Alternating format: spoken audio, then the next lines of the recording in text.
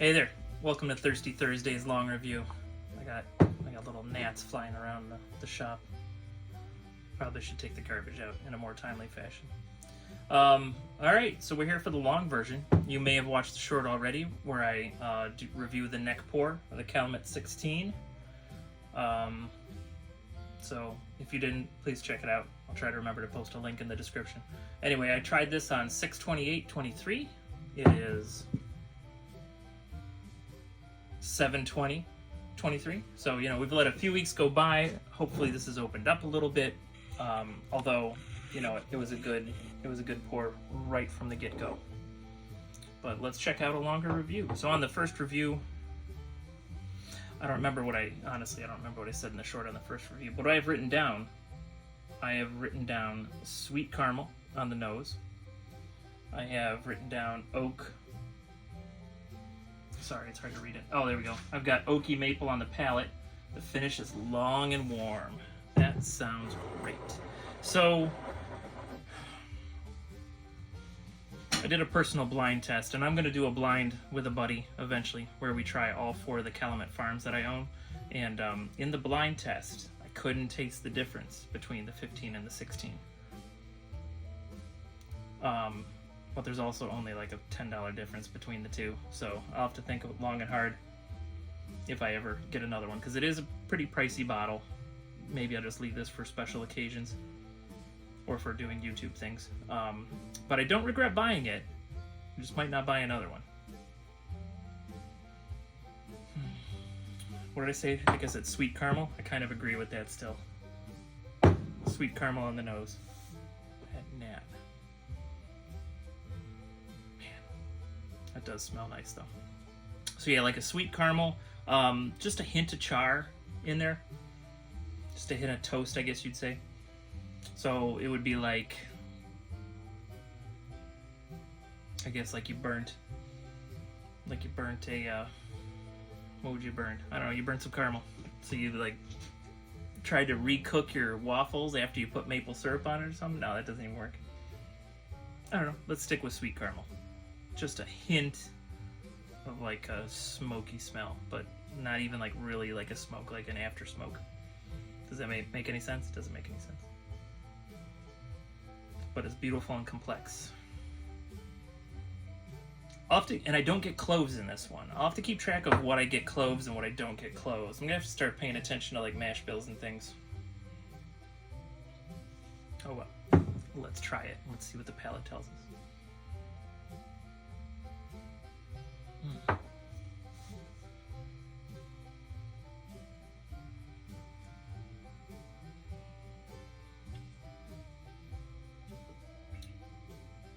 Man, that's awesome.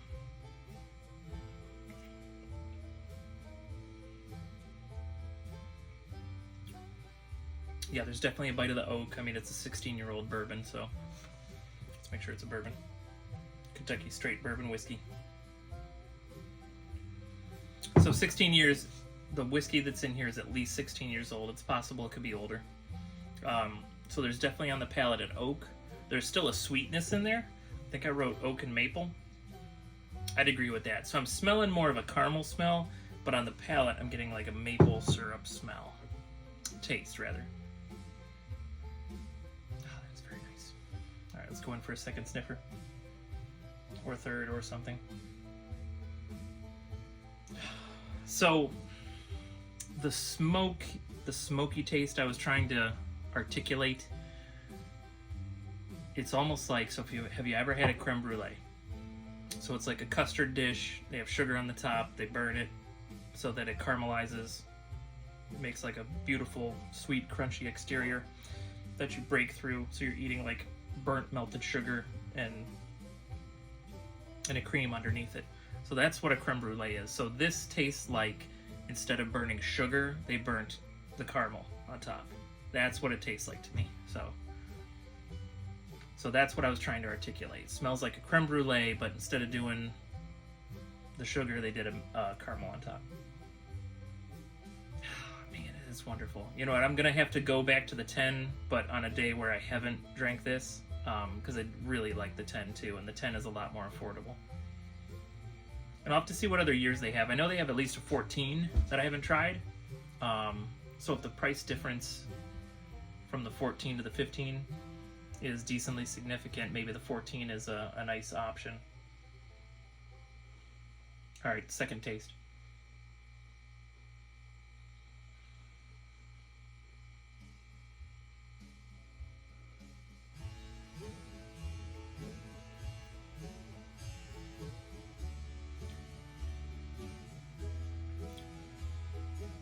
Nothing new. Oak and maple. Still is a nice, easy drink. So sometimes, yeah, I've probably mentioned it in past Thirsty Thursdays. Sometimes whiskey will trigger like an acid reflux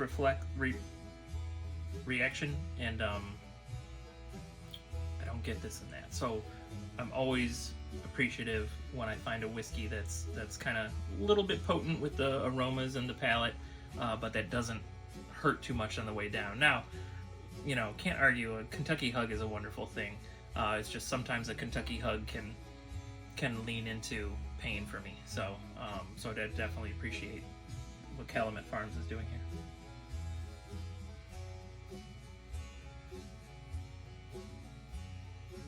Okay, got a third. Let's do a third nosing, or fourth, or fifth, or sixth, or however many we're up to.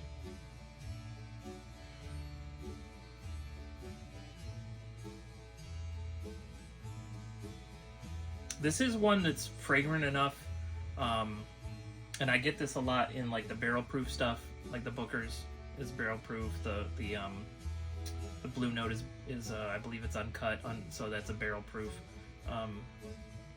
Some of these I just love smelling. I walked 2 miles with a Booker's once, just smelling it. In the woods with a plush elephant, but that's a story for another day. What do I have on the file cabinet? Local stuff or obsolete stuff. So if you want to zoom in, you can find out about a supplier I use, DAC Tool and Supply, and or you can see Don Tan Tequila, a very enjoyable Mexican restaurant in the Northeast Cleveland area. You know what? I smelled this long enough, and I got a hint of clove. That's crazy. I just can't escape the clove if I delve deep enough into it.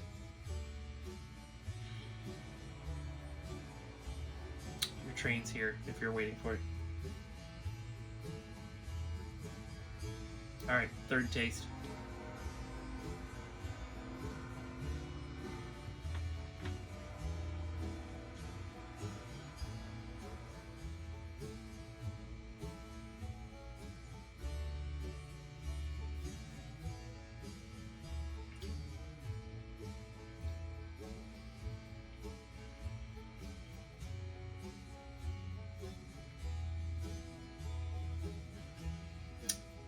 Just a hint of toasted marshmallow in addition to the oak and the maple. So that's kind of a neat taste. And so you might see when I'm swishing it around my mouth, I'll even like get it up behind my lips. You know, there's no taste buds there. You know, all it is a sensation up there. But then I've found if I come back with my tongue and like taste parts of my mouth that have gotten that afterwards, sometimes I'll get other little flavors. And I got to give a shout out to Lynette, because we found that with a local distillery in the Philly area. We found that out. Sometimes you get other little tastes after the other tastes have gone. So shout out to Lynette, very loyal viewer of the channel.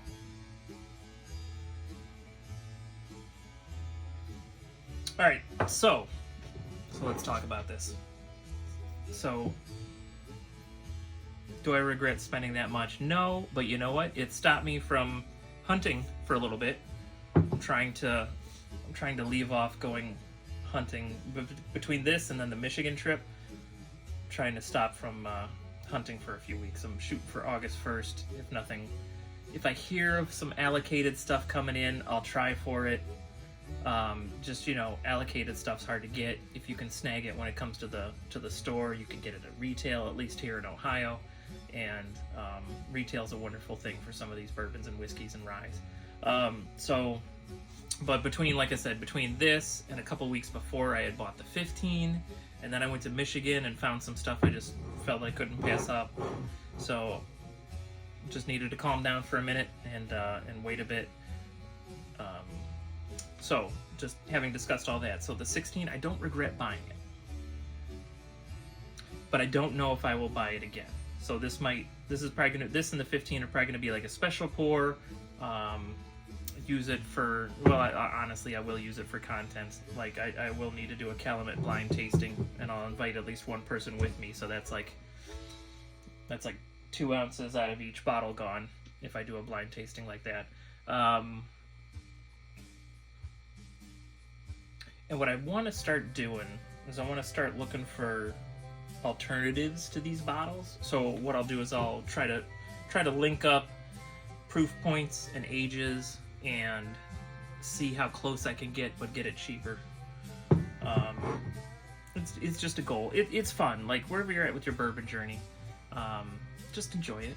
Like, if you're only buying, there's some really good stuff at cheap stuff. What I want to do next, my next phase, is I want to hit some of the common stuff that I can find on the shelf all the time that I've heard really good things about. Old Granddad, they have a 114 proof. I want to try that. And you know what? I mean, this is 106 proof.